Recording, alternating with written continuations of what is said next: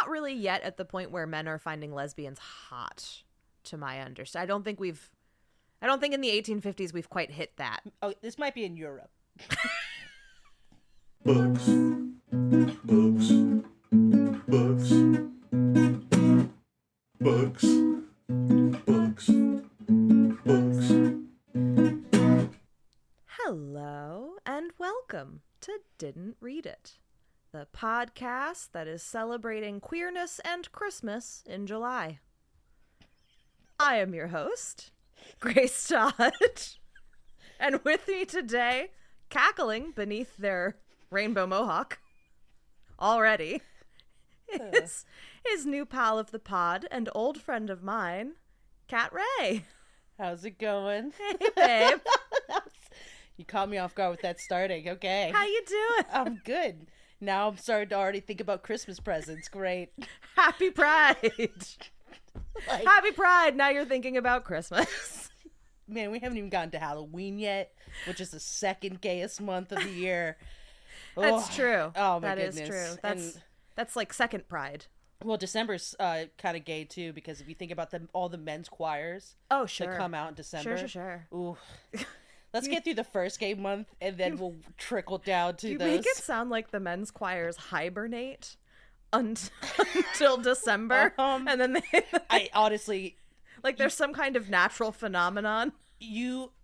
Based off of the amount of brochures that come out in November for men's choir, especially in DC, is astronomical. Like they just cease to exist. I'm like, the does other it 11 months of the year. I don't know. Are they like... I mean, obviously they have to get ready for like queerness in June, and then I think they just do rehearsals until then. Sure. Based off of what I've seen in show choir, makes sense. Okay. It's beautiful. Fair enough. But, whew, yeah. Where's the women's choirs, though? That's what I want to find out. Where's the lesbian choirs? Man, I was going to make a joke about how they tried, but they all moved in with each other, and then They got too busy doing the tech work for the men's choir, so actually you can't hear them very softly in the background. Every time they try to start a lesbian choir, it just turns into a U-Haul place. Oh, God. The amount of vans alone. Subarus and vans. Actually, you know what? That's probably a lesbian choir. It's just the sound of running engines from Subarus. And they just put on the gas to do like... You're right. They also just turn into Subaru dealerships. Yes.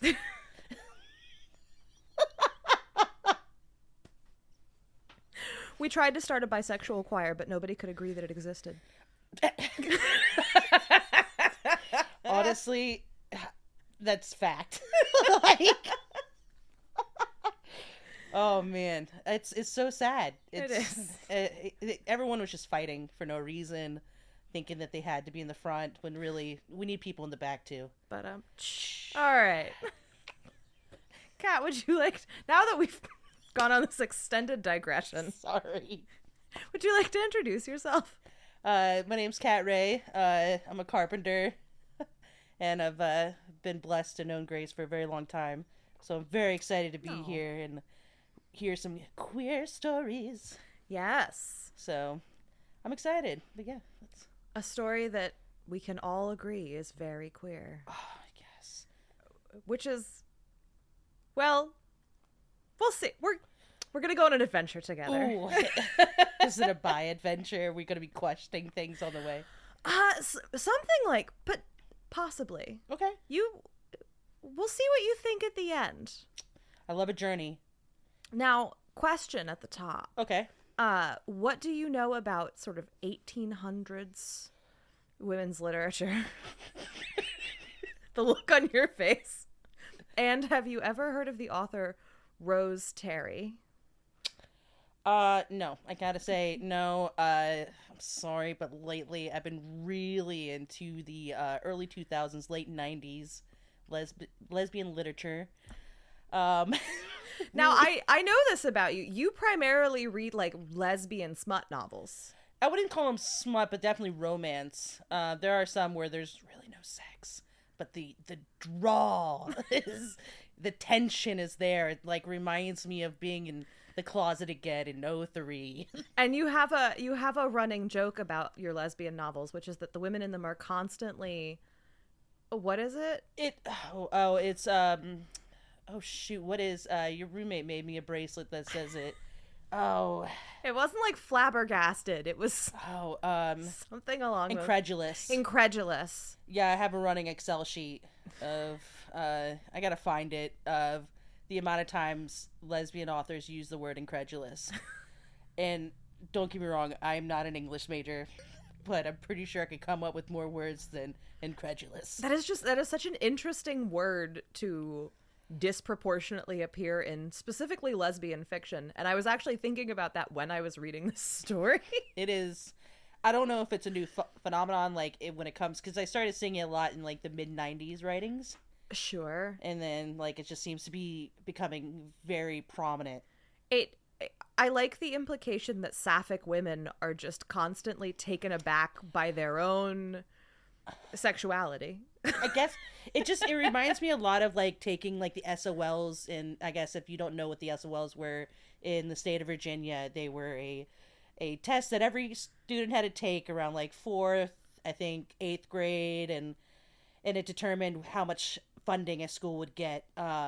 And anytime the writing would come up, you always like practice spelling certain big words, hoping that it would help you on. Is that what your school district did? Yeah. That's very funny. So like I knew that we were doing something about a heart, so I just learned how to like write like a bunch of like exercise words and cardiovascular and things like that to try to get me some more points, because the bigger the word, it seemed the better off you were. What? And I feel like incredulous is one of those words that you would have used, but it had no actual meaning to the writing you were putting in there. I mean, are the women specifically incredulous about what's happened? Like, are they incredulous that they're horny? Is that what's happening? It's just they're just taking in a fight, or like something happens and they're like incredulous, and I'm like, but incredulous would assume like it's a bigger emotion instead of just being like. So the implication here is that there's something very specific about the way that lesbians fight with each other. I guess so. Like it's very emotional. That makes more sense to me, actually. Yeah. I misunderstood. Okay. And I think you're focusing on the smut books, but it's such a small percentage of what I read. They're just hilarious. Well, I think you gave me an example sentence one time and it gave me the wrong impression. Yeah. Okay. Now, that's very funny because I feel like there is something very specific about the way that lesbians fight with each other. And I think that is also going to pop up in this story. So it's a lot of emotional. Let's go on an adventure Yes. together. So this is a story called My Visitation. Ooh. Yeah. And it came out in July of 1858. That is before I was born. By a fairly wide margin, yes. Mm-hmm. So to set the scene, this is the author is from Connecticut. Okay. She was one of the kind of founding members of the New England School of Writers, who were called like the local color writers. Okay. 1858, we are, like the Civil War hasn't happened yet. We're getting there though. We're getting there. Like right behind. We're cruising up on it. Yeah. But like this is like pre-Civil War New England. Okay. Is where we lay our scene. Ooh. Exciting. Yeah.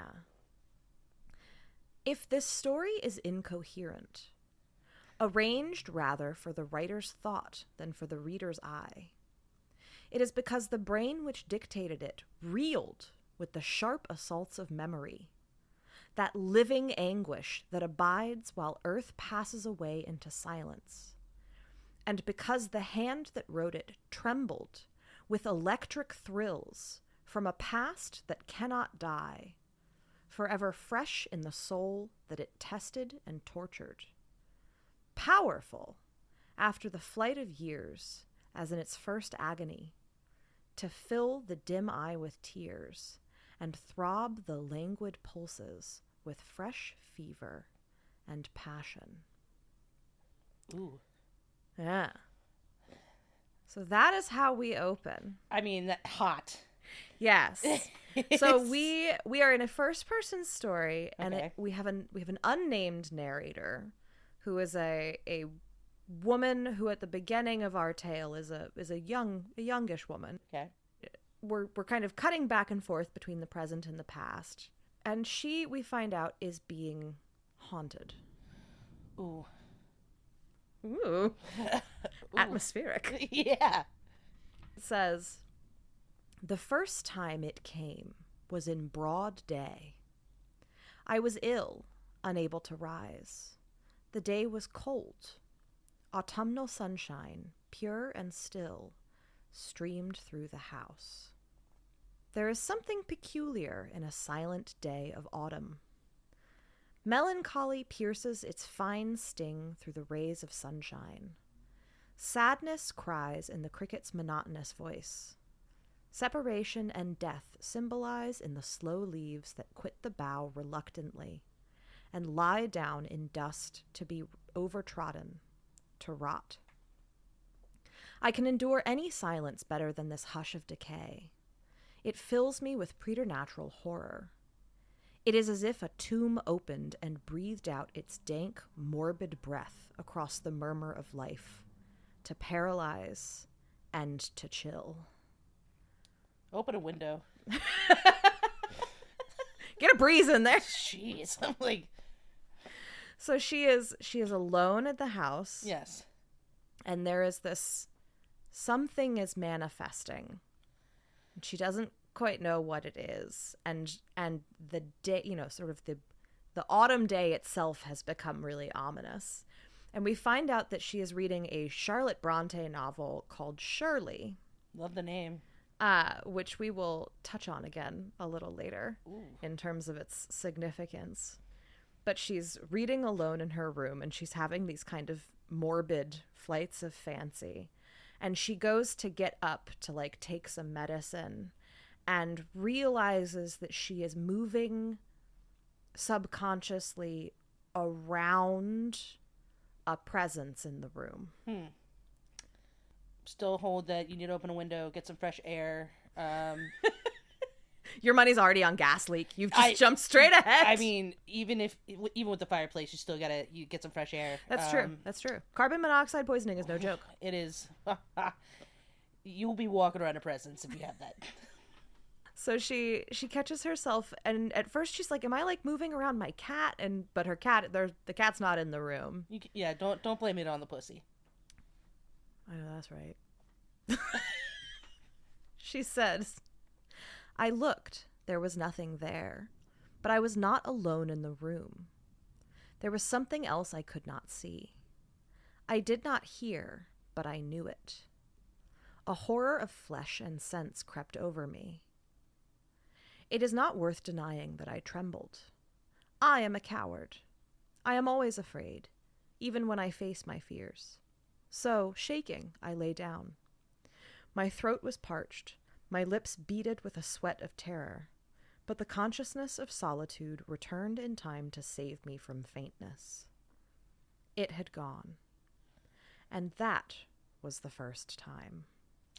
That's wild of an idea of being so scared in your own home that you almost faint. Mm-hmm. I guess with modern technology we have horror films, so the idea of something crazy is oh. Well, she's being haunted. There's a ghost in her room. I hope it's a spoopy ghost, a sexy ghost. And that is the first time it visits her. Ooh. Yes. And with that, she says that perhaps it is time to explain how we came to this moment. It's nice, right? It's got a little bit of a cinematic, you've got an the opening scene, and now record scratch, freeze frame. Yeah, that's me. Yeah. Now I'm already trying to figure out okay, what direction this is going to go. Right. But realistically, I just need to let it happen. You just let it wash over you. Like the ghost. We've got, this story is perfect. It's Pride, Christmas, Halloween. We're just all the rolling it all together. Yeah. We're allowing July to substitute for June because Pride didn't exist yet, but this story was published in July. So true. Was Pride and the Prejudice written yet? Pride and Prejudice? Yeah. Yes. So Pride. I don't know. I just I don't know why. I was just Yes, the concept of pride existed. The concept of being proud in a general, and gay people also existed. So yeah. Great. Pride has always been with us. Anyway. Pride will be the death of man, unfortunately. Our- Not in the queer sense, but... Anyway. Our narrator. We find out. She's a young woman who, tragically, at the age of 15, was orphaned. Okay. And makes a note of saying that she lost both of her parents when she was just old enough to experience the true scope of the bereavement. Yeah. Right? Like, just old enough for it to really, really hurt. Awesome. Awesome. Thankfully, she is taken in by Mr. Van Alstyne, who is her uncle, I think. He's her guardian. I think he's her uncle. And after she's been living with him for a year, another very distant relative comes to live with them as well. And this is Eleanor. I don't like the distant relative part of this. It's like very distant. Okay. Like distant. Not like first cousins. Okay. Like Backwood America. way more removed than that. Cool. And again, it's not entirely clear. She says he is her uncle, but we don't really, the relations in all of this are not terribly clear. Also, It is the 1850s. People were 100% still marrying their first cousins. Look. I know. No one can see my face right now, but it's just so upsetting. We can't go back and undo it. I'm not saying that you need to marry your first cousin. I don't want I'm to. just establishing that this is a thing that happened. I know. And so when you get into like second, third cousins, people, I think you're safe around the third. people who are related by marriage, it's all very wibbly. Just keep it out of the bloodline. But Eleanor has moved in. Ooh. And Eleanor is a year younger than our narrator. So when they meet for the first time, Eleanor is 15. Our narrator is 16. Gotcha. And it says, "In the same family as we were, in the same classes, there were but two ways for us to take, either rivalry or friendship. Between two girls of so much individuality, there was no neutral ground. And within a month, I had decided the matter by falling passionately in love with Eleanor Wise." Okay. Because you just said that there's only two paths. And Yeah. You created a third. And she goes on to say, "I speak advisedly in the use of that term. No other phrase expresses the blind, irrational, all-enduring devotion I gave to her. No less vivid word belongs to that madness. If I had not been in love with her, I should have seen her as I can now, as what she really was.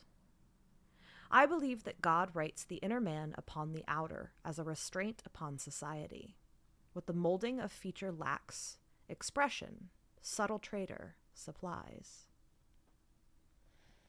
Interesting. I do like the aspect of God creating somebody from the inside out instead of the outside in, which, I think based off of current policies is how most people look at it. It is interesting. Like, we definitely have a very subconsciously, I think a lot of people have a very kind of Calvinist view of people's looks, and you hear people talk about it all the time with like Elon Musk or something. It'll be like, or like all of the stuff about True. like Paul Rudd aging, but like, well, because he's unproblematic. And you're like, that's Calvinism. You know what I mean? Yeah. That's not how that works. Yeah, so I do like the aspect of her just being like, well, I could either be friends or enemies, so I fell in love, but I'm in love with like the inside out. Well, no. And So it's what just Rose Terry, by the way, basically was a Calvinist. So what she is, that's, again, this is 1858. So what True. our narrator is saying is that she is head over heels in love with Eleanor. Yeah. And if she weren't, she would have been able to realize that Eleanor was not actually a very good person. Gotcha. Okay. Because she is visibly not a very good person. Because what she's saying in the very Calvinist way is that, like, God makes your outside betray your insides. True. Okay. Yeah. That Yeah. makes. I was too hyper focused on the inside out and like putting it to modern terms, and then It's instead of being like Eleanor. well, so here's what Eleanor looks like. Are you ready? Can't wait. By the way, Richmond is completely pouring down right now. If there's any pause, and we're not just what- like, what? I was not expecting this. No, I wasn't either. All right. Eleanor's face was very beautiful. Its Greek outline, straight and clear, cut to a perfect contour. The white brow, the long, melancholy eye, with curved, inky lashes. The statuesque head, its undulant, glittering hair bound in a knot of classic severity. The proud, serene mouth, full of carved beauty, opening its scarlet lips to reveal tiny pearl grains of teeth, of that rare delicacy and brilliance that carry a fatal warning. Ooh. The soft, oval cheek, colorless but not pale, opaque and smooth, betraying southern blood. The delicate throat, shone whiter under the sweeping shadow and coil of her black-brown tresses. The erect, stately, perfect figure, slight as became her years, but full of strength and promise. All these captivated my intense adoration of beauty. I did not see the label of the sculptor.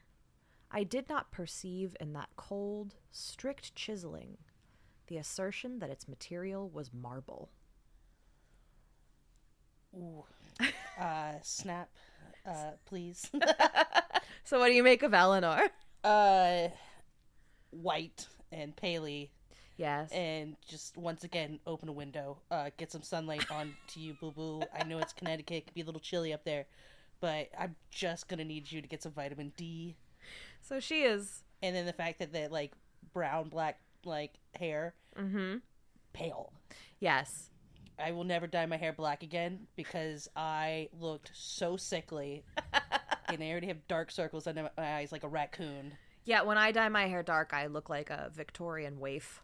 Yeah, and it's not good. Especially, you should have strangers coming up to you saying, "You're beautiful, you look great." Not, "Are you okay? Do I need to take you to the doctor?" Because that's what exactly happened when I dyed my hair black. So Eleanor is statuesque, Yes. right? And the implication is that she is beautiful but cold inside and out. And that our narrator, if she hadn't been so smitten, would have understood this from the beginning. I just want to reiterate, this is a 15 and 16-year-old. Correct. Cool. Just like, that's a lot of words for somebody who is like... I mean, it's teenagers talking about each other, though. Yeah, but still, it's just like, I can't say I've ever looking back in my queerness and just looked at, like, another, like, one of my classmates being like, "You're gorgeous." Well, and also, like, this continues up through their 20s, so, Gotcha. you know. It's a lot of words to describe a 15-year-old when you're in love at, like, you know, like, I'm aware it's a 15, 16-year-old, but that's a lot of words that I'm like, I could have never described my high school sweetheart. She's like in that. love. She is in capital L, love. I'm jelly. And Eleanor is more than just a hottie. She's multidimensional. It says, I looked up to Eleanor with respect as well as fervor. She was full of noble theories. To hear her speak, you would have been inwardly shamed by the great and pure thoughts she expressed, the high standard by which she measured all. If I thought an evil thought, I was thereafter ashamed to see her. If I was indolent or selfish, her presence reproached me. Her will, irresistible and mighty, awoke me. If she was kind in speech or act, if she spoke to me caressingly, if she put her warm lips upon my cheek, I was thrilled with joy. Her presence affected me as sunshine does, with a sense of warm life and delight. When we rode, walked, or talked together, I wished the hour eternal.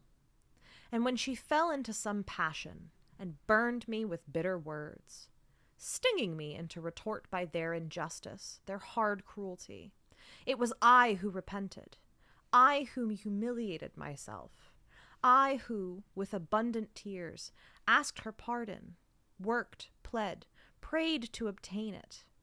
And if some spasmodic conscientiousness roused her to excuse herself, to say she had been wrong, my hand closed her lips. I could not hear that. The fault was mine only. I was glad to be clay, as long as she was queen and deity. Well, now I just want to ask you right now, yeah. up at the top, does that sound like two people who are just friends? No. Not at all. Yeah, but there's like so many red flags in this already. It's not a healthy relationship, Yeah. but it is. Would you say that that is a romantic relationship? Yeah, I guess so. You have one person who's pawning toward the other person, and the other person's sounds like she's very passionate. I would say probably can be just as affectionate and caring, but when she has her whims of passion, it can be brutal and painful because it's like almost like a steamroller. Yes. And it doesn't mean that the anger is directed exactly at her, but no matter what, because they're in that relationship, the anger is always going to be toward her. And we're gonna do this a fair amount, and I apologize in advance, but we have to, because decades of scholarship has to be kind of refuted. Yeah. I've had very intense friendships. Yeah. I've never had a friendship that felt like that. No. I can't sit there and be like, my buddy over here, my BFF, can't wait for them to mold me like clay later. And I'm just going to look at them with puppy dog eyes while they do it. And you know what? As long as their boot is on me and not on anyone else, I will take it. Yes. I have had a friendship that felt like that I later realized I was in love with the person. Ooh. Because I was a very confused young woman who didn't know I was queer yet. Yeah, that's... But that did turn out to be romantic love. It's just, I just love how, like, this is coming off like, she was beautiful, but I'm gonna tell you right now, she was not nice. It's like right off the back of... Stepping on my heart. Yeah. Usually you wait, it usually comes around like halfway through the book where you find out being like, oh, how dare she? But no, it's coming right up, like, in the beginning. I like it. Well, and it also, importantly, what that does is it establishes Eleanor right at the beginning as what would in the 1850s be considered masculine. Those are not feminine traits in the 1850s. Women are not supposed to be cold and imperious and withholding of affection, right? They're supposed to be soft and nurturing and selfless. Yes. So Eleanor is in a very masculine position, while our narrator is in the very feminized position of being her smitten companion. Yeah. In simple terms, top and a bottom. Yes. Yeah. And this is Submissive, kind of dominant. Yes, very much. We've got that going Yeah. too. And this is emphasized a little later by this. And again, these young women are growing up together, and they are getting, like, they're finishing school. They're getting to be like 18, 19. And our narrator explains that Eleanor doesn't necessarily bother much to get to know our narrator's, like, inner thoughts and feelings. Oh, the toxicity is just like, But it says, my demonstrations annoyed her. She could not return them. They could not be ignored. There was a certain spice of life and passion in them that asserted itself poignantly and disturbed her. My services she liked better. Yet there was in her the masculine contempt for spaniels. She despised a creature that would endure a blow, mental or physical, without revenging itself. And from her I endured almost any repulse and forgot it. So again... That's interesting. I guess, like, maybe she was hoping for pushback and she never got it, but... I think that's part of it, is reading between the lines, Eleanor in part is disappointed because she seems to be looking for more of an equal. Yeah. And our narrator is too smitten and too classically feminine by the standards of her own era. True. To be like a worthy companion. But also maybe Eleanor is just kind of an asshole, at least as a young person. Looking at it, it sounds like Eleanor is taking advantage of our narrator's submissiveness and her kind nature. And instead of using that as a tool or something to be or something that is good and is now using it against them as a weakness instead of something that actually... Being a sub doesn't make you weak. It's true. That's true. Subs have more power than the doms ever will because they can always say no. Absolutely. But unfortunately, you have a lot of doms who think the power is in their hands when it never is, and they think that submission or being kind or willing to take the knee first is weakness. Yeah. And that's where it seems like it's lining up of like, I really like you, but I cannot stand that you don't fight for yourself. And it's like, but I'm not trying to fight you because I like you. So why would I fight you when all I'm trying to do is make you happy? Yeah. But well, and I think it's important to remember that our narrator is looking back on this relationship from far in the future after things have transpired. Yeah. And that is also coloring her treatment of all of this. Yes. But that is where essentially our narrator says that she loves Eleanor without selfishness and that Eleanor loves her back in her way. So it is imperfect, but they achieve a certain stasis. Yeah. And this lasts until they are in their early 20s. It's a long relationship. Yeah. That's the longest relation. That's longer than my relationships that I've had. Because at this point, you're looking from narrator 16 to early 20s. So 5 years, about 5-6 years, so and they're living together. I mean, they're not sharing a bedroom, but like they are living together. You never know. They could have shared a door. You know. I mean, I'm assuming. Well, anyway, we'll get back to that. They were roommates. Yeah, this was a term. I guess usually it's a 3-beer queer, but now it's like a 3-sherry queer for them. 3-sherry queer. Yes, exactly. Thank you. And then a man comes on the scene. Oh God. Herman Van Alstyne, who is their uncle's. It's the narrator's uncle's nephew. That's a strong name. Yes, it's a good one. Mm-hmm. And it says, he was quiet and plain, but of great capacity. I saw him much and liked him. Love did not look at us. I was absorbed in Eleanor, and so was he. But to her, he was of no interest. I think she respected him, but her manner was careless and cold, even neglectful. Yikes. So this is just who Eleanor is. Eleanor does not know how to... Eleanor is just a very cold, reserved person. Kind of like her. I'm starting to kind of like her in a weird way. I mean... Sounds like she would be a really cool person to hang out with and talk to, but maybe not on a love... Not not I wouldn't date her, but I know some people like that where it's just I wouldn't date you, but you're fun, Yeah, you know you're gonna be protected when you go out to the bar with this one. But it's also important to note if Eleanor loves our narrator in her own way, which is kind of cold and distant, Herman she is just full stop not engaging with. Yeah. To the point where Herman, he stays for a few months. He is clearly head over heels in love with Eleanor.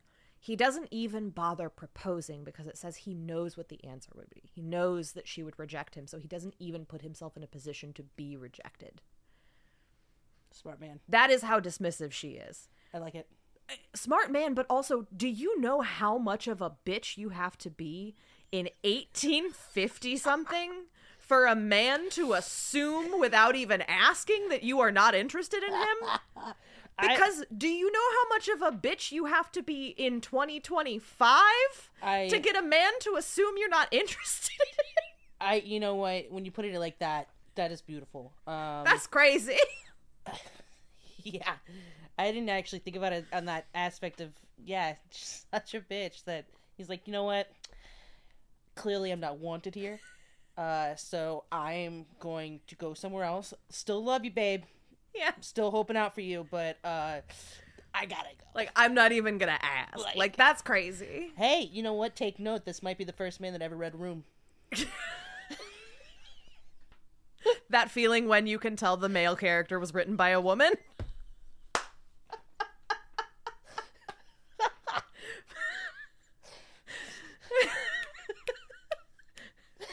Love it. Way to go, Herman. Snaps for Herman. Yeah. I need a t-shirt that just said snaps for Herman. No one's ever gonna get it, but love it. So Herman and our narrator basically bond over their mutual status of being in love with Eleanor, who is gay best friends. Such a bitch. This is the start of gay best friends. Yeah. And he leaves, and Eleanor and our narrator, it seems, kind of return to their previous stasis. Okay. It's implied there are like no other men show up on the scene. Damn. 3 years go by, and our narrator is sent in early July to the seaside for her health. I see it in books so much too. If you're a problem, you're going to the seaside. Yeah, which I realize that I am echoing 1,000 social media posts, but like, I wish my doctor would prescribe the seaside. Yes, please. It would be that'd be the greatest. You know what? I would go to the seaside if I know I was going to a sea shanty just full of other women that are in the same boat. And we're going, finally, ladies. Please write me a prescription for beach. Are you telling me my employer is going to pay me for this because I got a doctor's note? Oh my God. Let's open like an all-inclusive women's hostel. Please. At the beach called The Prescription. Yes. Yes. Yes. Yes. I like this great so much. Trans-inclusive, feminist. Oh, yeah. If you identify as a woman, you're there. You're invited. Yeah. So our narrator's been shipped off to the beach because she's a luckier woman than we are. As I slowly weep into this chair. And the reason is interesting. Ooh. She got a period. It says, I had loved a man and been taught by himself to despise him. Okay. So she's had some kind of something with a man. It's giving me alpha male, like the current alpha male status of like, you must love me but never be around me. She calls it a tragedy both trite and sharp. Ooh. But she also goes on to say, I loved Eleanor too well. I had always loved her more than that man. And when the episode was over, I discovered in myself that I never could have loved any man as I did her. And I went out into the world in this conviction, finding that life had not lost all its charms, that so long as she lived for me, I should neither die nor craze.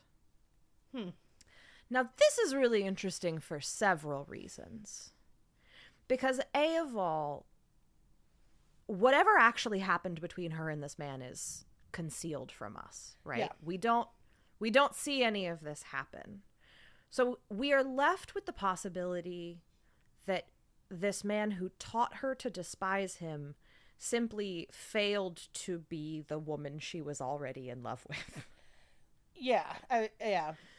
It also is very reminiscent of probably like, what is it called? As a violet marriage of like out of convenience than really, but I'm pulling straws here. Lavender marriage, but Lavender, there we go. Hold that thought. We're going to come back to that later. Perfect. The other thing is, in the aftermath of all of this, we don't know who broke it off, right? We don't know why it was broken off. All we know is that he taught her to despise him, and that she has come away from it reaffirmed in her love of Eleanor, and then been sent away. Yeah. For her health. Ooh, I which also raises the possibility that she and Eleanor are being separated intentionally, That's what I was thinking. whether or not she knows it. Is that guy gonna come back and steal Eleanor? Because this could be, she's an unreliable narrator Yeah. to a certain extent, right? She might not even know that she has been sent away to separate her from Eleanor. True. But the possibility is very real. That, Yes. that whatever is happening between them has become explicit enough that the adults that they live with are uncomfortable.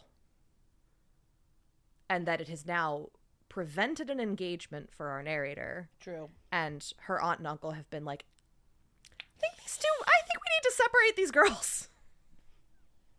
Yeah. Right? Yeah. But she doesn't seem to know if she's been sent away on purpose. She doesn't seem to be clocking it. She's just like, I'm at the beach. Well, if the doctor told her. And she's like, I'm at the beach and I love Eleanor more than ever. And as long as Eleanor and I love each other, everything will be fine. Can't wait to see Eleanor when I get back. Yeah. Oh, man. Can't wait to see her when I get back from this totally cool vacation. It just seems like the whole time I'm thinking every time she's at the beach it's dark and gloomy, though. Well, we don't have the time for it. I'm gonna yada yada right over yeah, it, but it sounds lovely, honestly. Apparently, I love like it. the beach, she's in Gloucester Beach. Don't know Ooh. where that is. Somewhere in the Northeast. Sounds like we need to go. It's apparently basically empty. She has like this beautiful inn all to herself. She's like getting all of the restorative. There's a lot of nature in this story. She's spending a lot of restorative time in nature. It's a good like chunk as you like when you flip that book. Is it just gonna be a huge chunk? It's all nature. Yeah, just Okay. nature. Which is very in keeping with the time of like the 1850s, right? You've got the sort of transcendentalists. There's this big idea that like you are communing with God and nature together. She is taking solace in both nature and God, and the fact that Eleanor definitely loves her and they'll be together again soon. Oh, it's a start of almond lesbians. She says, I enjoyed all this, not without constant yearnings for Eleanor. But guess who shows up? Eleanor. No. The man. Herman! No. Herman has showed up again on the scene. And she's thrilled. She's just been hanging out BFF. basically by herself. It says, we had always been good friends, and my unspoken sympathy with his liking for and loss of Eleanor had established a permanent bond between us. Love that. So they are besties. And on top of that, apparently he is very unwell. And she is kind of taking care of him a little bit.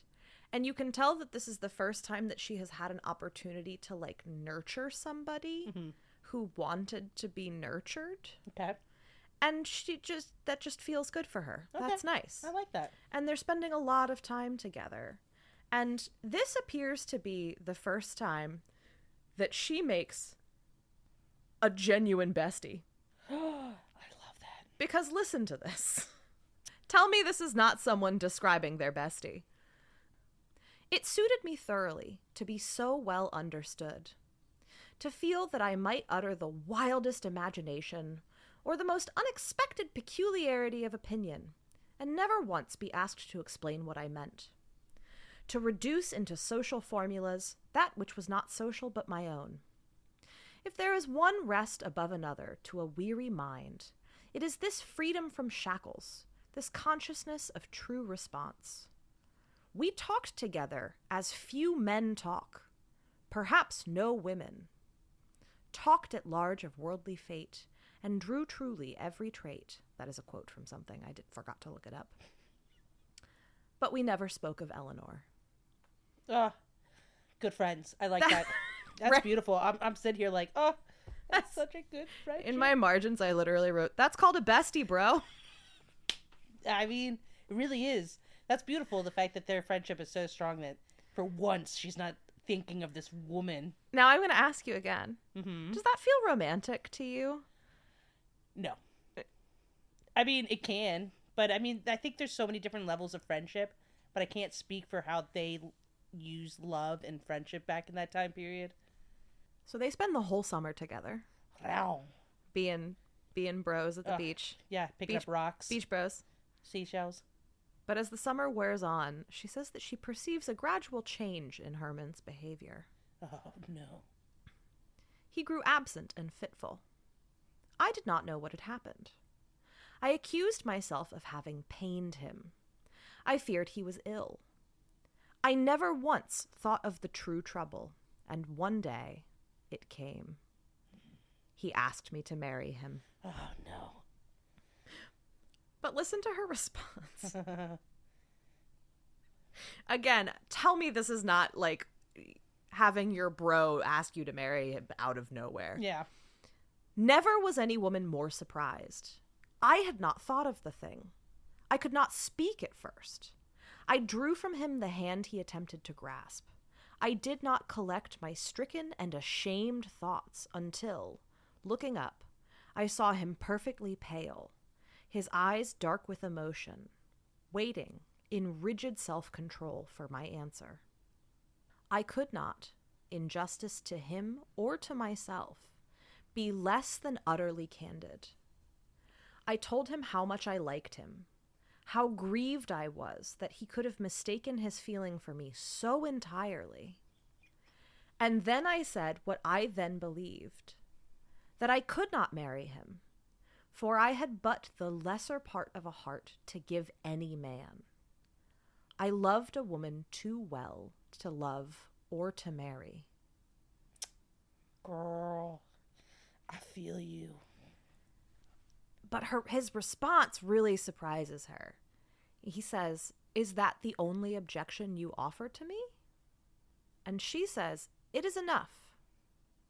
I know now that I never loved that man," her previous engagement, or whatever was happening. "I know now that I never loved that man as a woman should love the man she marries. And had I done so, the utter want of respect or trust I feel for him now would have silenced the love forever." I feel that. Like, this is all just so heterosexual. It is. And also, but the time period. But his, like, I appreciate his, well, it's not really, it's the audacity of barely knowing these women and being like, "You're mine, I'm going to marry you." He got rejected twice, essentially. Well, no, he didn't get rejected true. the first time. He mentally made himself And rejected. In fairness, he just spent an entire summer being her bestie. Yeah. Which, from a straight man's perspective, if you think you're dealing with a straight woman, Yeah. is not, like, I've seen people make wilder assumptions. I mean, how many dudes do we know that have mistaken friendship for intimacy? True. Yeah, Right? especially on my end. And they're just like, "I really like you." And I'm like, "We were just having a couple of brewskis, my guy." Like, we were just drinking beer and comparing notes on the women we were trying to seduce. Yeah, it was, I don't, Buddy. I don't love you. But what he says is, "I needed but one assurance, that except for Miss Wise, Eleanor, you might have loved me. Is that so?" And she says, "I could not tell him. I did not know. The one present and all-absorbing passion of my soul was Eleanor. Beside her, no rival could enter. I shuddered at the possibility of loving a man so utterly, and then placing myself at his mercy for life." And it sounds like she tries to explain this, and it says he looks at her, and it says he's very calm. Not creepy calm, but just very calm. And it says, "A gentle shading of something like pity stole across his regard, fixed and keen at first. He neither implored nor deprecated, but lifted my hand reverently to his lips and said, in a tone of supreme calmness, 'I can wait.'" Dude. No more snaps for Herman. No. You You look very uncomfortable. I was so excited for a BFF. Because it's like I've been in this situation before, Yeah. and for anyone that doesn't know me, for like people, but I'm a very masculine fronting person. Mm-hmm. And so to me, anybody that identifies as a male, that comes up to me and starts hitting on me, I'm just like, why? If anything, it's now I just find it fascinating. But at the time period, I would assume that could be like really scary, because like it doesn't really seem like women in that time period had a lot of No, autonomy and kind of like, not a ton. and the fact that she's like, I'm sorry, I can't, like, and just in the way that she spoke so honest, but without like, and the fact that he already kind of picked up on the fact that she might be a little gay. Like, there's some stuff going on between these two know, women. but yeah, it's just but the audacity of just like, Well, and there's so much implied in his comment, right? Which is the absolute certainty that either she's going to outgrow it, yes, which was there was a very common sort of understanding of like homosexual desire between women in the era was considered pretty normal as long as it fizzled out by the time you were in your like teens or Yes. 20s. usually until you got married, it was okay to have your best friends. And you could still have them after you were married, but like you needed to get married. Everybody just around that time period, a lot of people were just hoping that the men would go off to war so then they can go back to their love affairs truly at the heart. The Civil War must have been a blast for the Oh, unhappily married lesbians of the the Northeast. amount of scissoring that got done is wild. Especially like imagine being like a pro-abolition lesbian in the Northeast married to a man, and you're like, oh, you're gonna leave for like 3 to 5 years and you're gonna try and abolish slavery while you're gone? Tight. Yeah. Bye bye. The undercarriage of women have never been so soaked. Have fun. Just gonna hang out with my best friend from school. She's gonna come help me run the farm while you're gone. Yep. She's real good at milking cows. We don't have a cow. Don't worry about it. Well, we're gonna get one. She's just really got a way with nipples. Anyway, the Civil War is still several years off, so that does nothing for our narrator. Not at all. So she spurns Herman, and he says he can wait, and he leaves immediately. She stays at the beach until man. early autumn, and then she goes home, and all it says is, I am possessed of a nature singularly instinctive, and for some weeks past, a certain shadow had crept into Eleanor's letters that pained me. No word or phrase denoted change, but I perceived the uncertain aura, and was irrationally harassed by a trouble too vague for expression. When I reached home, it lay waiting for me, sufficiently tangible and legible, in the shape of a note from Eleanor. Eleanor, if you break this woman's heart. And here is where we find the void at the center of this story. Okay. We do not know what is in the note. It says, the next line is, and here must I leave a blank. She has a complete and total breakdown. She's note blocking us. She is. This is unbelievable. We are never told what happens between these two women. All we know is they are separated for a summer into the fall. And when she comes home, Eleanor has done something that our narrator regards as such a betrayal that she has a full and total breakdown of the kind that you have when, like, your marriage falls apart. Yeah. Like, she loses her mind. I grew up, been there, done that. I get that. Totally get it. But what's in the note? It says, all that I can say to justify the extreme and piteous result which followed is that Eleanor Wise had utterly, cruelly, and deliberately deceived me, and when it was no longer possible to do so, had been obliged by circumstances to show me what she had done. She got married. No, that's the thing. She didn't, because she gets married. She's gonna get married quite soon, but that's not the betrayal. Oh. Ooh, okay. What do you think it is? I'm wondering if she's the reason. Speculate wildly. Well, I'm curious. I'm wondering if she's the reason why she got sent to the seaside. Possibly. And was just, and basically was blunt about it, or so you think Eleanor has like spurned her and been like, I'm straight actually. I mean, not that they would have been using those words, but Eleanor is like, I don't want you anymore. I do wonder if Eleanor truly did have feelings, but it sounded like Eleanor had a much larger concept of the world in knowing what she kind of wanted. And I'm almost wondering if she was starting to feel trapped by the narrator, so she sent her off to the beach, basically by admitting to certain situationships that maybe they were in.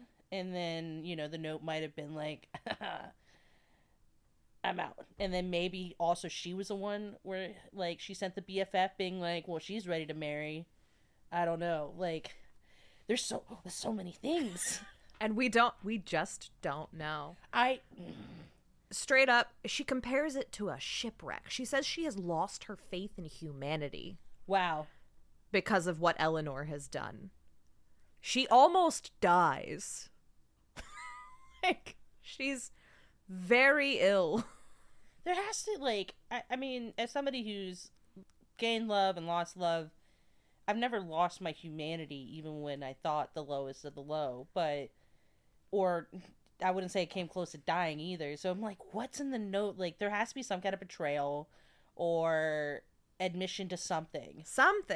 And she goes on to say, I never forgave her. I never forgot one pang she inflicted on me, one untruth she uttered. I never trusted her word or her smile again. So that just sounds like they still get to see each other. They're still living in the same house. Oh, it sounds like Eleanor was gone. So Eleanor just left a note in the same house? Yes. You don't. Oh, you know what? You're right, Eleanor. I don't even like you anymore because you don't have the spine to even say it to her face. And whatever has happened, our narrator becomes so ill that she is sent away again. No. For her own health. And it's while she is away the second time that Eleanor gets married. Gotcha. To a man who then moves her to Illinois. Ugh. And then out west. Like west. Like, and this is 1850s, so like Eleanor may as well be on the moon. Yeah, no, no thank you. And you look shell-shocked. I am. I'm so upset for the narrator, but it's also like, how could you as a writer not give us the juicy details? But I guess it's also good writing, though. It is good writing. It's also a great way to get away with writing a tumultuous love affair between two women in 1858. Yes. Because a naive reader would be like, whoa, these two friends are really having a hard time with their friendship. Oh, yeah. Wild. Now, who do you think turns up on the scene? Mr. Mans. Herman is back. Mr. Herman. Love it. And she's happy to see him. I don't know if I would be. She is so adrift. She makes it sound like she's just happy to have a friendly face. Yes. And he turns up, and he's around for a few months, and they're spending little bits of time together.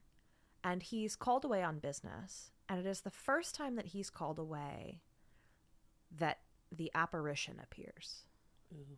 Because you'd forgotten all about the ghost, hadn't you? Not really. I'm like, where is this? Like, because when I think of ghosts, I think of, somebody who's passed. But really, like, it's amazing how yourself can manifest subconsciously through trauma. Yes. A spirit around you and stuff like that. So now I'm starting to think, okay, it's not a question of a dead person. This is a manifestation of probably, like, distraught, depression, stress, anxiety, things like that is starting to manifest itself into a physical form that only affects her. And she's still very ill. So you remember at the beginning, right? She's frail. She was ill.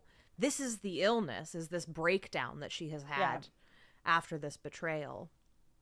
And she's sick. Mm-hmm. She is very unhappy. And now she's being literally haunted by a ghost. Dehydration. I'm telling you, you gotta drink that water, boo-boo. And she's alone.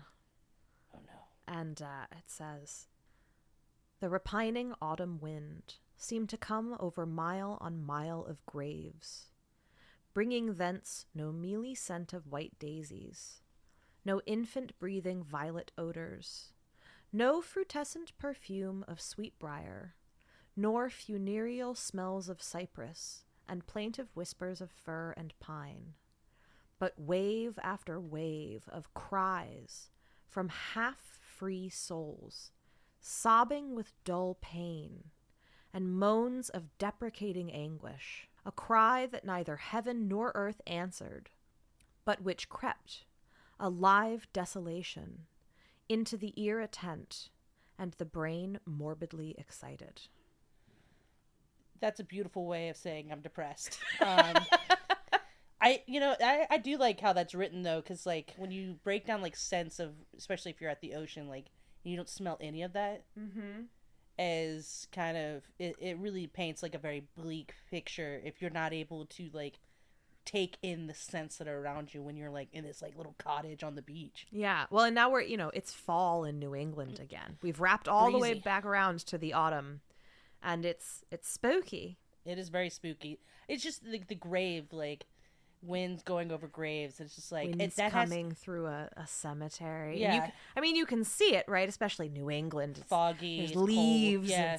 Yeah, the fog. Ooh, I like this. And she's being haunted.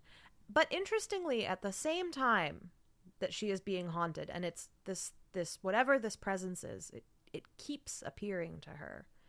She notes that she is almost, despite herself, recovering. She's getting better. She's getting stronger. And she is somewhere, in some part of her, we're not forgiving Eleanor yet. But our attitude towards Eleanor is softening with time, as so often happens. As grief right? does in general. And we get another visit from the ghost. You ready for this one? Ooh, It's I'm kind of excited. long, but it's spooky. I like it.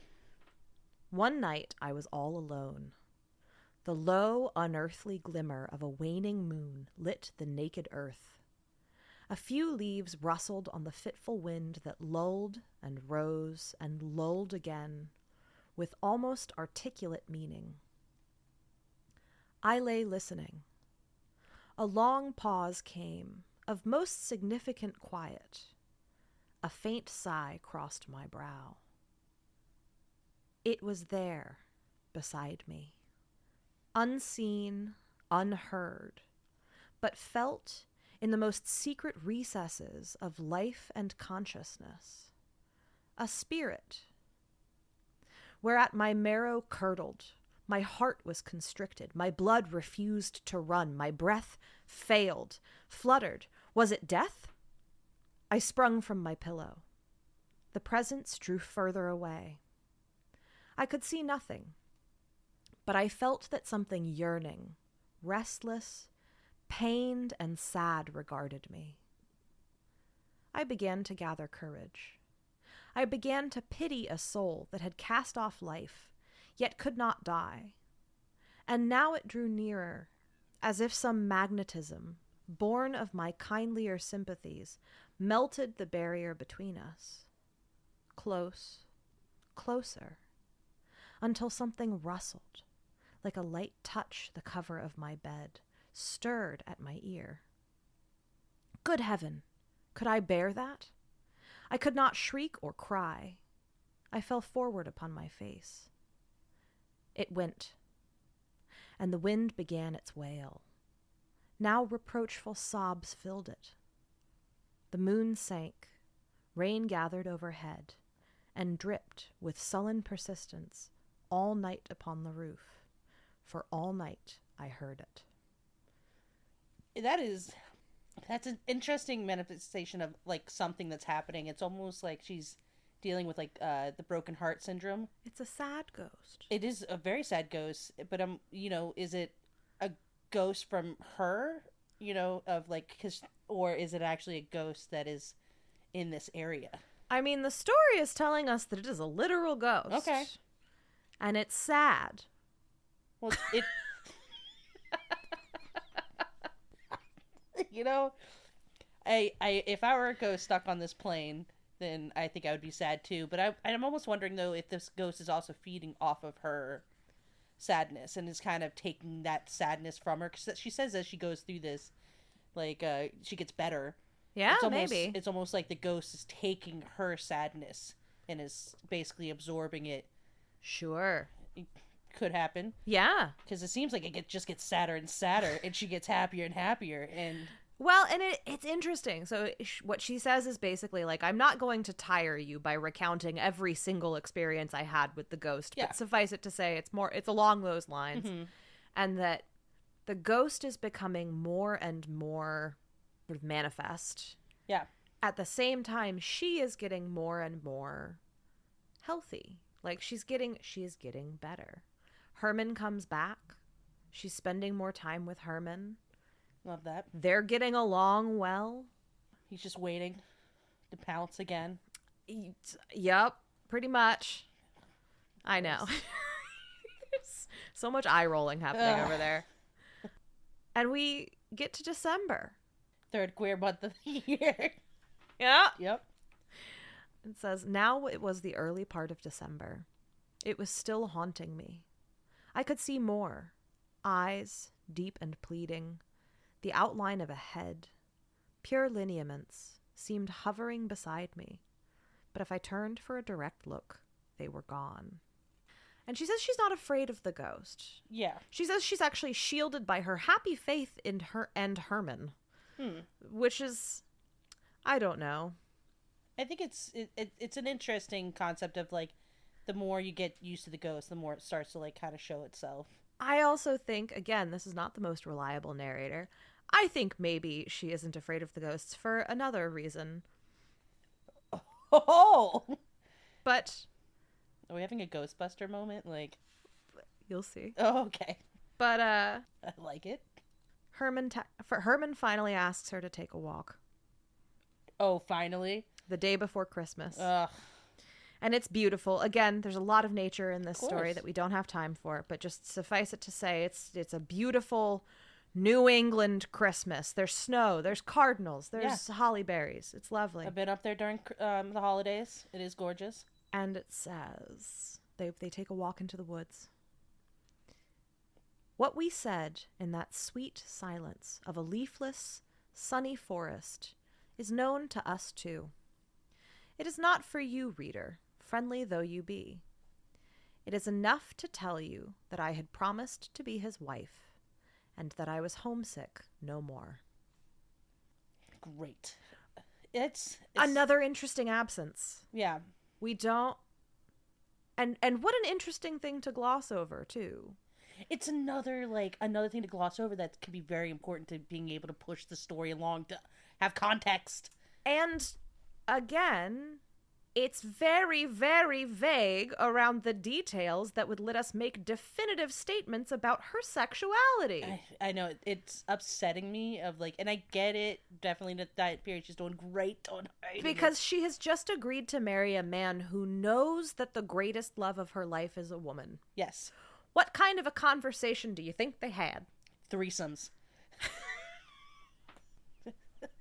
They had to make an agreement of some sort, I'm assuming, and it's a verbal contract, and as she knows, if it's a verbal contract and you put it in a book, it becomes bound forever. From the perspective of 2025, it's really hard not to think that they came to an arrangement of some kind. Yes.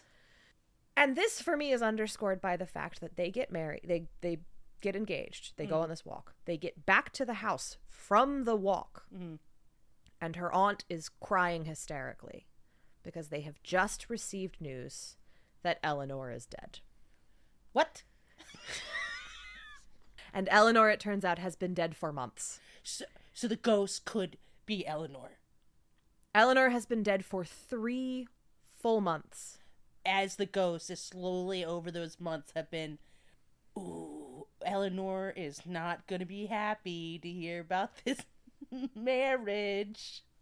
Okay, so my idea of thinking that maybe it was out of grief and sorrow that this entity was developing, but it actually could be her one true love.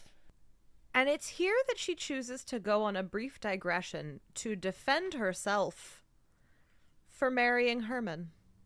What, just like wandering around the home? Being like, I'm sorry. No, to us. Oh, to us, the reader. She's going on a verbal digression to be like, now you might think it's weird that I'm marrying Herman. No, it's the mid-1800s. I think you're fine, sweetie. No, what the story says is, you might think that it's unfair to Herman that I'm marrying him. Yeah. She says, you who full of youth and its intact passion give a careless hour to these pages. So she's addressing us. Wonder not that I could find it just to give so noble a man a heart once given and wasted. What she is saying is, can you believe, or I understand if you can't believe, that Herman is willing to have me? Yeah. Because I'm clearly damaged goods. Yeah, give yourself some self-worth. But she didn't show that with Eleanor either. Like, she never gave her the great... Have, yeah. Right? I mean, A of all, she hadn't forgiven her. B of all, Eleanor is dead. True. Out west. But, I mean... Which, again, may as well be the moon. They note that it took a whole... The reason that they haven't known Eleanor is dead for 3 full months is because her husband didn't bother writing to them for 2 months, and then it took another month for the letter to actually get back to them. Well, Pony Express. But her justification for why she thinks it's fair of her to marry Herman is she says that she feels she's rendering him far nobler and higher homage, that I did him purer justice in loving him now than it had ever been in my power to do before. First love is a honeyed and dewy romance, fit for novels and schoolgirls. But of the myriad women who have lived to curse their marriage day, 9/10 have been those who married in their ignorant girlhood and married boys. Kind of not wrong on that aspect. She's definitely not wrong on that aspect. But I think she's coming at it very cynically. Well, let us suppose for a moment that this story from the 1800s is unapologetically by, about, and for women who primarily experience desire for other women. Yeah. This, to me, reads as a very gentle and, shall we say, even loving explanation of why it's maybe a good idea to find a man you can be best friends with and just marry that dude. Definitely. I think, yeah, I think that's also to be said, though, because it happens even to this day where people find themselves in these situations. And it's also... Lavender marriages still happen all over the world. For sure. And you can also still... It's amazing on how many people still end up finding themselves falling in love with their partner at the time that it was out of convenience and protection. And then because they, found themselves in the situation... and stuff. So who knows? They could fall in love. I don't think so, based off the fact that we know kind of the background of this author. But you can't judge a woman when you don't know, when you've never really been in her shoes and the circumstances at that time. Are you ready for the end? Yes. So it is Christmas Eve. No. Herman has spent all of Christmas Eve comforting her as she grieves for the fact that we have just found out that Eleanor is dead. Good BFF. And he leaves and she goes to, it is late. And she goes upstairs. I woke knowing what stood beside me. Keen starlight pierced the pane and shed a dim, obscure perception of place and outline over my room. A long, restful, sobbing sigh parted my lips. I perceived it was at hand. Fear fled. Terror died out. I turned my eyes. Oh God! It was Eleanor. No. Wan, frail, a flowing outline of shadow, but the face in every faultless line and vivid expression. Now an expression of intense longing, of wistful prayer, of pleading that would never be denied. I lifted my heavy arms toward the vision. It swayed and bent above me. The white lips parted. No murmur nor sound clave them, yet they spoke. Forgive. Forgive. Eleanor, yes, love, darling, yes, forever. As I hope to be forgiven, I cried aloud. A gleam of rapture and rest relaxed the brow, the sad eyes. Love ineffable glowed along each lineament and transfused to splendor the frigid molding of snow. I closed my eyes to crush inward the painful tears, and a touch of lips sealed them with sacred and unearthly repose. I looked again. She had gone forever. The Christmas bells pealed loud and clear for dawn, and my thoughts rung their own joy bells beside the steeple chimes. Herman and Eleanor both loved me. I had forgiven. I was forgiven. Yet must day and space echo that word once more. Hear me, Eleanor. Hear me from that mystic country where thou hast fled before.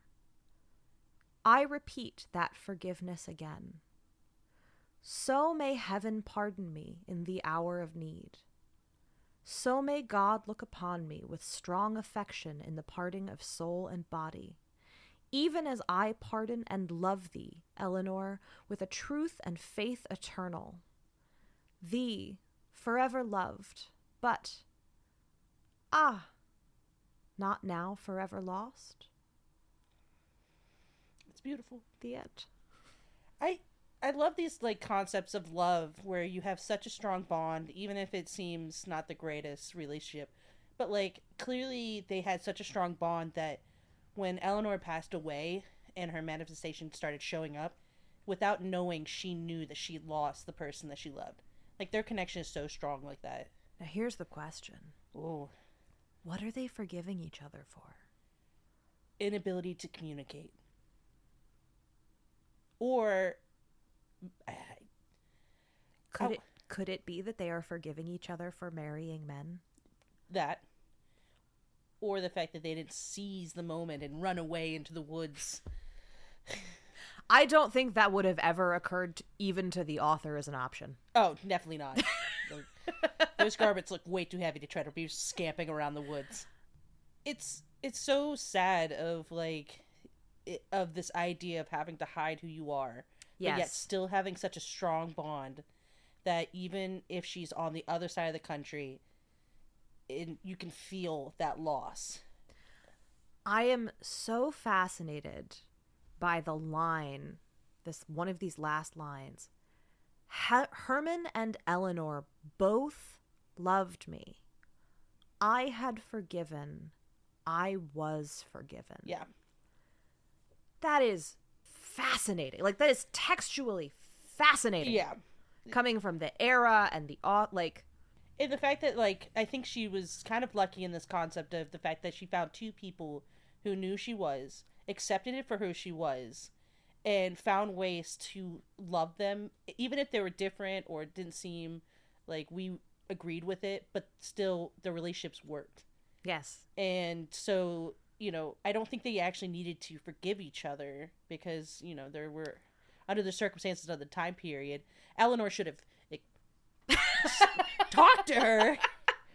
But, there's so much we don't know. Yeah. There's so much that is not outlined here, right?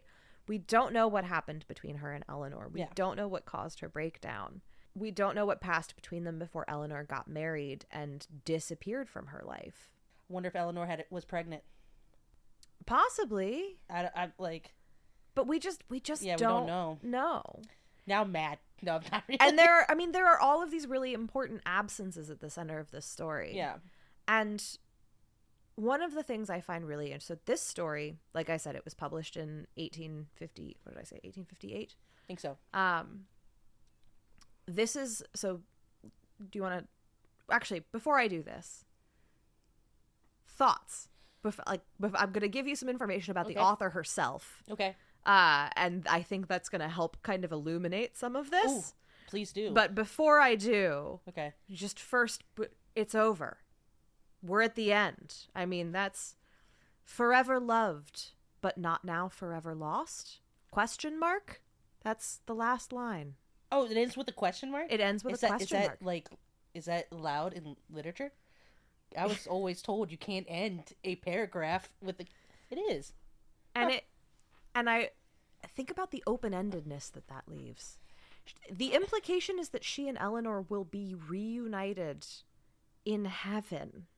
Well, I guess it depends on what their beliefs are, but... It is 1858, and they are New Englanders. Do they not know the concept of hell? They are wildly Christian. Yeah. Yeah, and I mean, that's beautiful in itself, but I think, does that prevent her from being able to be open to new love? But also with the question mark, though, she doesn't even know from what it sounds like, and it sounds like now that she's let this part of her go, then maybe she could be more open. Do you think they were just roommates? More like roommates. I mean, it's sad and beautiful at the same time, but I do kind of appreciate that there's some aspects left out, because it really makes you think, and yeah, it's very similar to how horror movies are out there. You never get to see the really good ones. You never get to see the evil, so your imagination starts stirring up. And I kind of like that, of where's this going? Because I'm like, what is happening? Was there a baby? Is it the fact that she was being really sent off to the other side of the country by her father? Who is her father? Well, and this is one of those stories that feels to me like it is such a... more or less, I refuse to believe that this is not a story that was written by, for, and about women who are principally interested romantically and sexually in other women. Yeah. And that there were women all over the country who read this in Scribner's magazine and were like, I see you. Yes. I think it also kind of just shows that you can be... it kind of comes off as almost like a warning too, in a way. It's a very practical story. Yeah. Right? So some people have argued that this is not a queer story at all, to which I say I disagree. Some people have argued that this is actually an anti-queer story, and that what we are supposed to take from this is that our narrator has been saved by heterosexuality and put back on the straight and narrow, and that is not what I get from it at all. That's not what I'm getting from it at all. I'm getting from just a woman who's living in the time period, who is blessed and getting two people to see who she is. Yep. And clearly was able to write and be allowed to do that as well, have an education, things like this, and I think is fully aware of that. Right. Well, and bearing in mind that this is a fictional story. Yeah.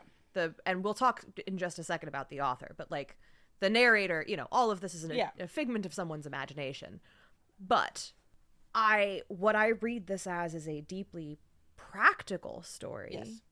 That is essentially saying that you can love whoever you love, and you can have your romantic friendships, but at a certain point it might behoove you to find a man who you can tolerate and enjoy the company of, and you might need to get married, and that's okay. That doesn't make you... that doesn't cheapen the love that you have for another woman. It's just that it's 1858, and sometimes sometimes you got to get married, and that you should forgive each other for that. I think it's once again putting labels on a concept that doesn't need to have labels for it. I think people want everything has to be in a certain spot or an area, have a label, put into a box, if you will. When it does, yes. People are too complicated, and feelings in love are way too complicated to just be put in a box and then shoved in a corner.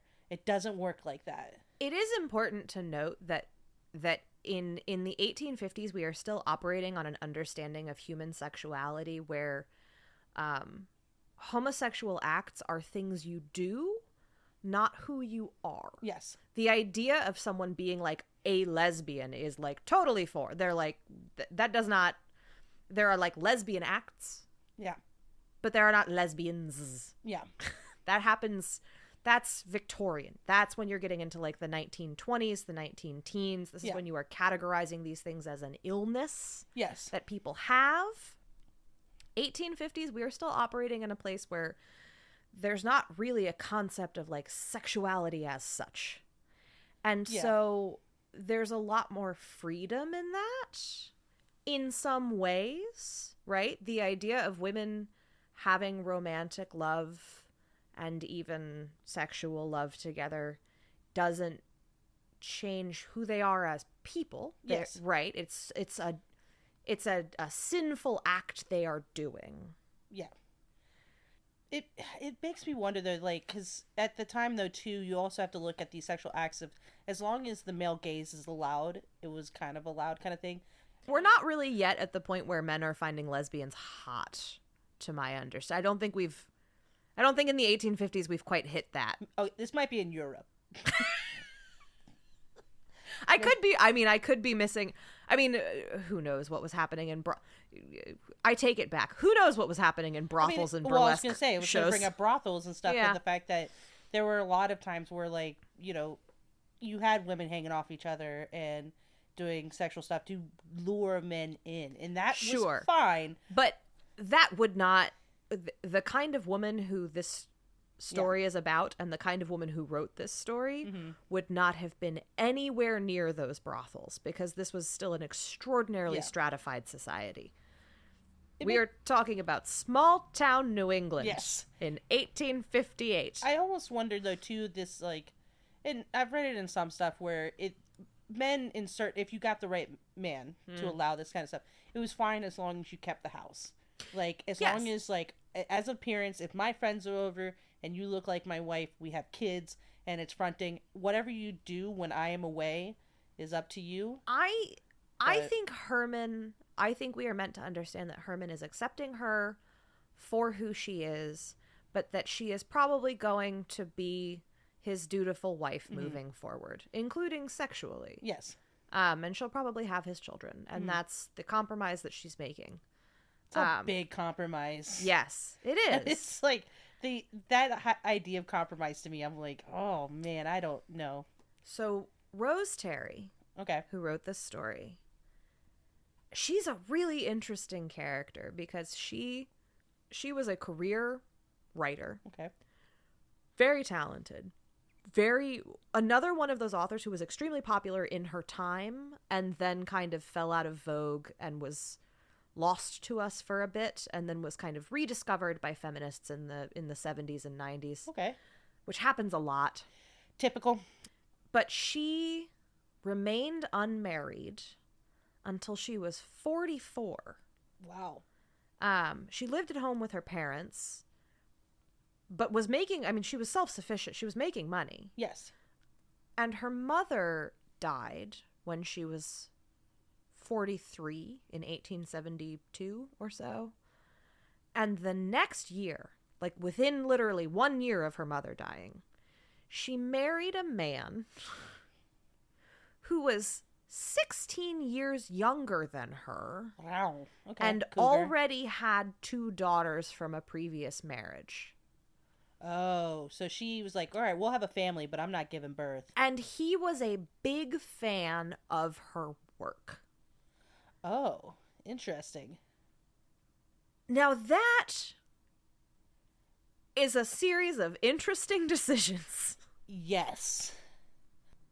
And she wound up, what's funny is that he apparently did not have much in the way of business sense, and Okay. neither did his father. And she wound up being kind of the breadwinner. Okay. Like the writing she was doing was keeping them afloat financially. That's really impressive. If that's the case, like, that's really impressive. And so it is very hard for me not to think that her mother died. And the way that she writes about, like in this story, the way that she writes about family, And connection and God and sort of the comfort of other people makes me think that she was a person who really valued family and community and being in a household that is like full of people and affection. Yeah.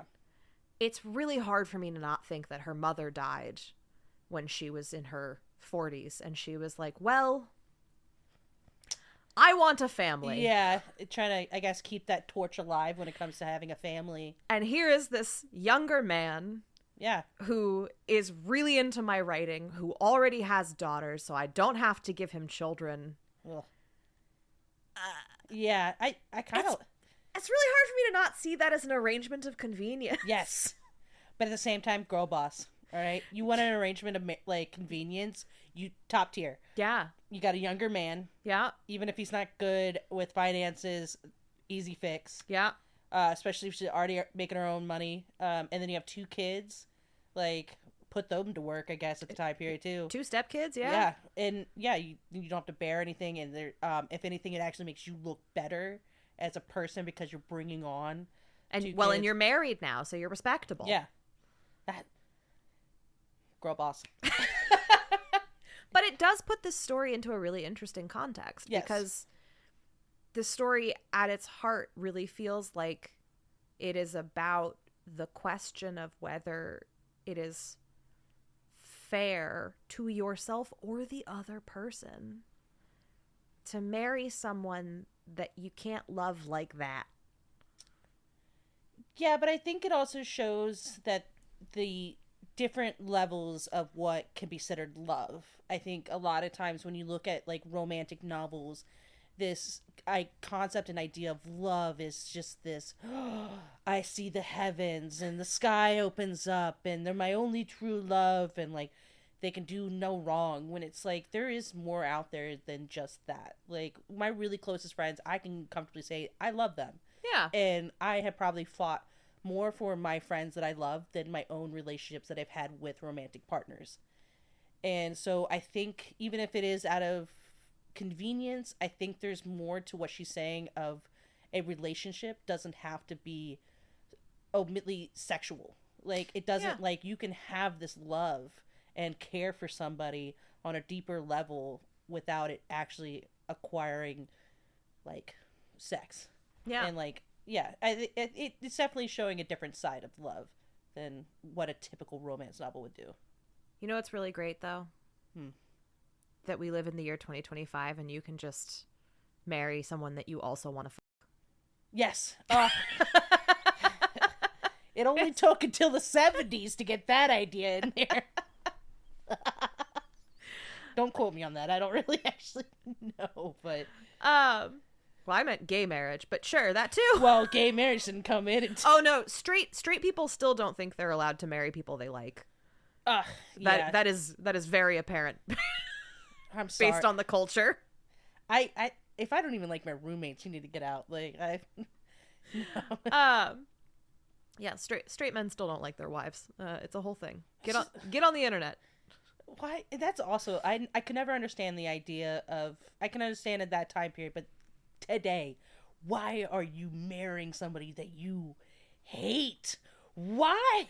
The number of people I have seen who are in a relationship with someone they clearly don't like, it's just like, dude, there are people all over the world who are fighting and dying for the right to be in a relationship with someone that they love, and you can't even like nut up and break up with this person you don't like Well, in order to find someone that you do. And I don't know if You're it's just being mean to each other at this point. Yeah, I don't know if it's just from laziness, because then they're like, oh, I gotta actually try again or something. But it's just like, wouldn't you feel more like, feel better if you were with somebody? Right? I'd rather be alone than to continue on with a relationship of somebody that I hate. Yeah. Now, in fairness, I have also known some gay couples who clearly did not like each other. So it's not exclusive to the straights, but it's a lot more common. Yeah. Well, the straights like to put it on a reality TV. They like to tweet about it. The gays keep it in the bars. The straights cannot stop making TikToks about how much they dislike their spouses.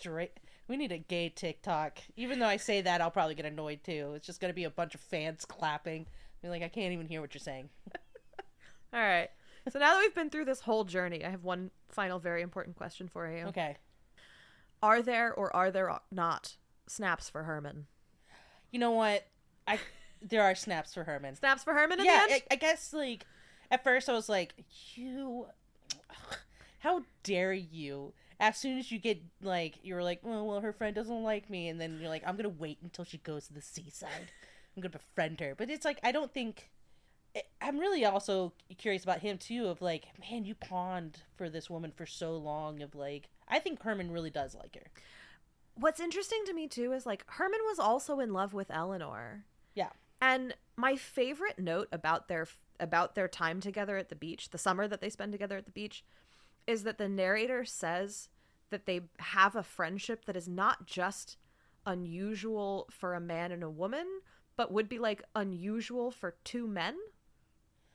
That they are they're like besties by bro standards. Yeah. And that's nice. I could see why Herman would want to marry that. Well, I also think with Herman and Eleanor, it's like, it sounds like Eleanor was gorgeous. Yes. But realistically, like, what you got to go past the surface of, like, oh, and I think he was like, okay, I think he was enamored of, like, you're gorgeous. I want, like, and then as he got to know the narrator, he was like, actually, like, I really am starting to like you for who you are, and I find that beautiful. Maybe Herman he's like, look, we're bros. Yeah. We get along really well. It's not like you can marry Eleanor. True. But I can make sure that Eleanor is still in your life. Or I guess maybe that could have been an idea. I almost forgot. This is the last thing. So the novel, speaking of, because one of the things that drives me nuts about reading, it's disproportionately happens so much more with what I am going to call lesbian fiction than with gay fiction. Uh-huh. There are male scholars who fall all over themselves to basically be like, I don't know, it's probably not gay. The Charlotte Bronte novel that she is reading at the very beginning of the story is about two young women who are absolutely smitten with each other and solve this problem by marrying brothers so that they can stay in each other's lives. Beautiful. And it is widely considered it's widely considered Bronte's, like, probably queerest novel, and also Charlotte Bronte turns out was pretty queer. I mean, that's smart. That's pretty smart. Yeah, marry brothers. And then you're just... I feel like I've seen a lesbian movie about this. Together all the time. But they were definitely just roommates, and there was nothing romantic happening. Typical. I like this. I like that book. That was good. They were not roommates. Sorry. Snaps for Herman. Those are our conclusions for the day, I think. Yeah. Any final thoughts before we wrap up? What a journey. Absolute journey.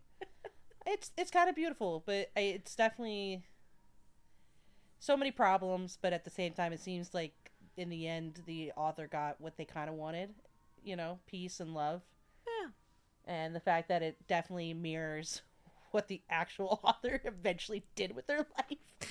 Yeah. Unfortunately, the actual author, I don't know how well her marriage panned out. And then she died pretty young. She wasn't very well, but it's because she married a man. Well, she was doing great until that moment. I mean, she wouldn't be the first. Sounds like I'm man bashing, but I'm not. I love all you men out there, as long as you're not the problematic ones. Look, this is a podcast that genuinely likes dudes. It might not always sound like it, but like we're here for the bros. Always. I read a lot of fiction by men. I believe that men can be talented writers. Yeah, I agree. I'll give them a shot every once in a while. Yeah, I mean, you have to really hunt through the dross to find the quality. But I will say it's probably been about 5 years since I've read a book written by a man. I think the last time I read something recently was probably a play, which most likely was a queer man. So, yeah, but yeah, I gotta say, that sounds so sad for me to be like, it's mainly been women authors. Well, your reading habits notwithstanding, dudes rock. Dudes rock. Dudes rock sometimes. Snaps for Herman. Snaps for Herman. If you're a straight man and you live in a culture where women have to get married for their own safety, consider a lavender marriage. Yeah. Find a woman that is your bro. Yeah. And offer her a marriage for her safety and yours. Yes. I agree. Yeah. But also, don't expect children, though. Come on, people. Adopt. Let's be No. It's a Adopt. lot safer now, but let's not expect pregnancy out of anyone who is not enthusiastically into the idea. All right. This took some turns. Yeah, I didn't see that one coming. Kat, is there anything you would like to promote? Is there anywhere you would like people to find you? Usually on the streets. No, Rocking your pride mohawk. Hey, it's it's Pride Month, and with our current political situation, I'm being as gay as possible with the most rainbowy hair. I love and this if you for you. want to see my rainbow hair, you can go to Cat Ray Designs at Instagram, and I'm supposed to put some artwork up there, but I'm not the greatest at the internet. Honestly, good for you. One of the things that I love about this podcast is the number of guests that I have where I'm like, do you want to be found? And they're like, no. Yeah. When it comes to the internet, the most things I search is typically queer clothing and politics. My guests are offline and do not wish to be found. I prefer a physical newspaper than digital, mainly because it's now a weapon if you have a newspaper in your hand. You can swat the feral children that run around. Thanks for listening. Set something on fire this week. We'll be back in 2 weeks with more probably queer or queer adjacent literary content. Weird up.